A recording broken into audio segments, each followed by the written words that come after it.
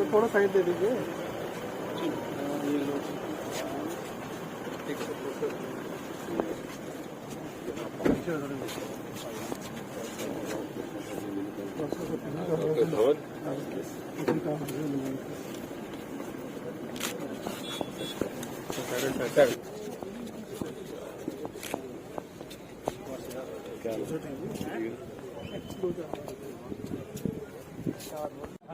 देखो सारे दोस्ताने जो भी करते हैं और थोड़ी नियरेस्ट यूनिवर्सिटी लगाते हैं सर हर बार सुशील राजदास जी भी आते हैं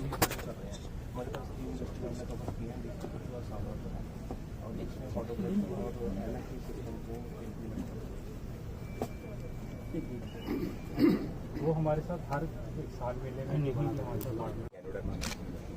ये ऑलमोस्ट 3000 रुपीज़ पर के जी इसको सेल कर सकते हैं। इसमें मेडिसिनल प्रॉपर्टीज है, तो फार्मर्स को इसके लिए इसकी कल्टिवेशन के लिए मोटिवेट कर रहे हैं। इसमें सत्याग्रमा टी एंटी कैंसर जम्मू में फेमस है, पंजाब हरियाणा वेस्टर्न यूपी में काफ़ी पॉपुलर है। ये हमारी बात में लोग तीसरा सब बासमती का मुझे सारा पता है, लेकिन ये बाहर डॉक्टर साहब जो कहना है कि ये कुछ इंडस्ट्री में ये डेफिनेटली एक हमारा कोड बढ़वाने का करवंडा केवी के जम्मू ने इसको अडॉप्ट किया हुआ है और करवंडा के नाम से हम ब्रांड करने की कोशिश कर रहे हैं। FSI से ये राजमा का पिक करना है।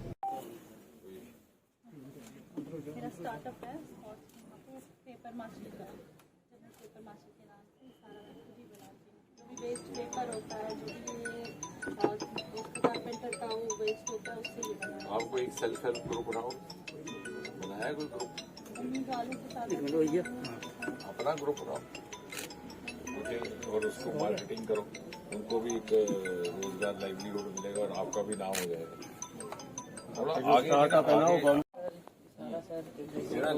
इंडस्ट्री नाल लिंक करना पैना है। सारे दर्जाबंदी समग्री गाड़ियां ते और भी दिए बनाए दिवाली इन साल पहले इधर कोई स्ट्रेटजी बनानी पड़ेगी। We are manufacturing side by side. We are importing and promoting the plant-based products.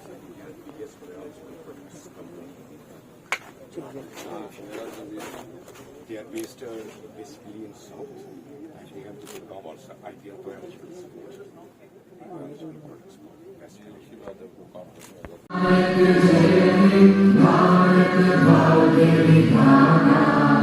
Punjab Sindhu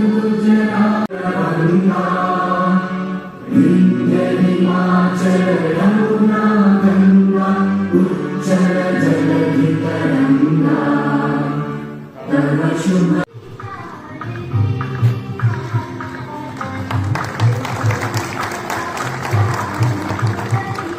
आप पीछे ट्रेन ले जाओ ट्रेन सर। बस आप भी हाथ रखिए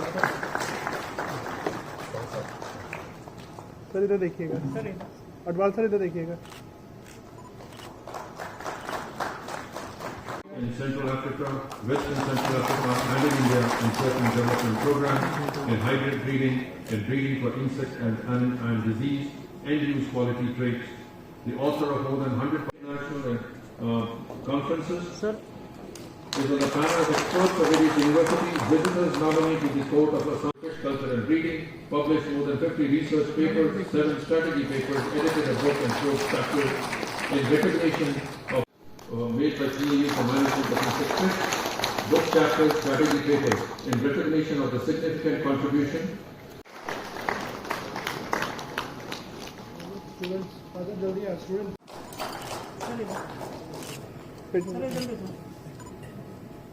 And चलिए to Dr. Duniapam.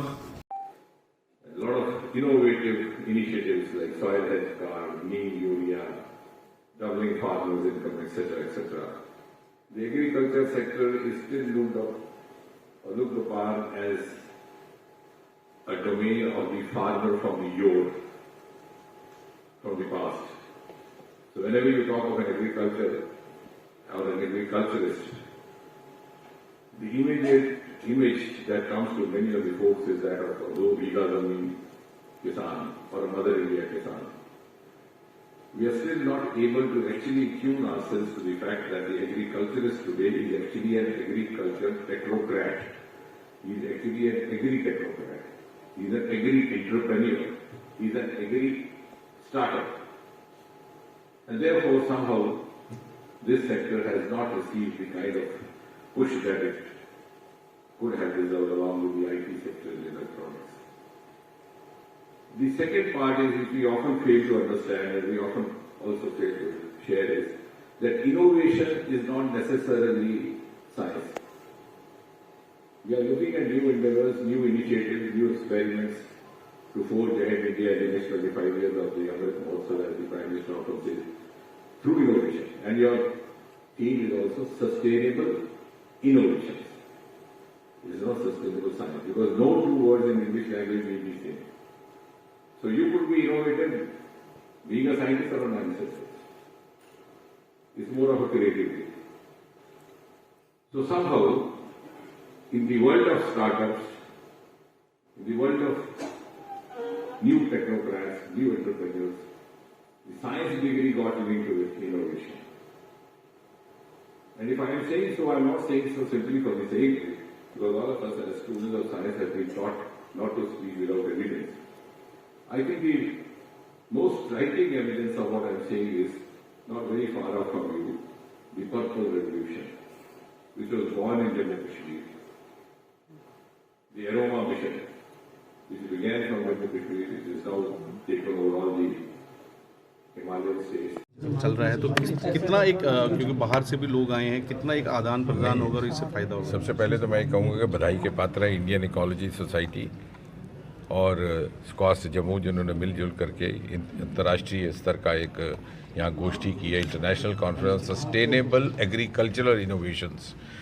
और प्रधानमंत्री मोदी जी के नेतृत्व की सरकार ने सदा प्राथमिकता दी है एग्री सेक्टर को, और जितना हमारा सरमाया है, जितना हमारा रिसोर्स एग्रीकल्चर का भारतवर्ष में, विशेषकर इस क्षेत्र में जो हिमालयन क्षेत्र है, जो हिमालयन राज्य है, वो शायद उस तरह से एक्सप्लोर नहीं हुआ। लेकिन आपने देखा होगा श्रृंखलाबद्ध तरीके से पिछले 8-9 वर्षों में एक के बाद एक, चाहे सॉयल हेल्थ कार्ड, चाहे नीम यूरिया, चाहे डबलिंग फार्मर्स इनकम, बार बार किस प्रकार किसान की इनकम को, उसकी आमदनी को बढ़ाया जा सके और एग्रीकल्चर सेक्टर को सुदृढ़ किया जा सके, इसको लेकर प्रयास हुआ है।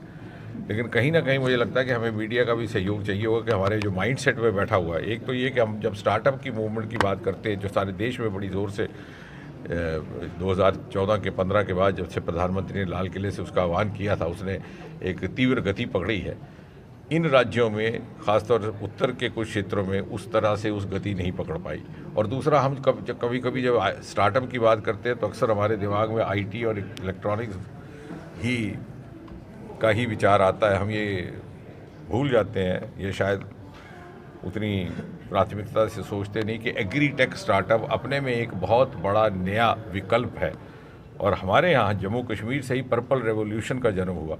लेवेंडर की कल्टीवेशन में जिन लोगों ने, जिन बच्चों ने भागीदारी की है, वो आज लाखों रुपया कमा रहे हैं। और देश में कुछ ऐसे प्रदेश हैं कि जहाँ से सरकारी नौकरी और कॉर्पोरेट नौकरियाँ छोड़ करके लोग इन स्टार्टअप विकल्प के लिए आ रहे हैं, जहाँ पे के लाइवलीहुड के सस्टेनेबल और ल्यूक्रेटिव सोर्सेज, ज़रियात मौजूद हैं।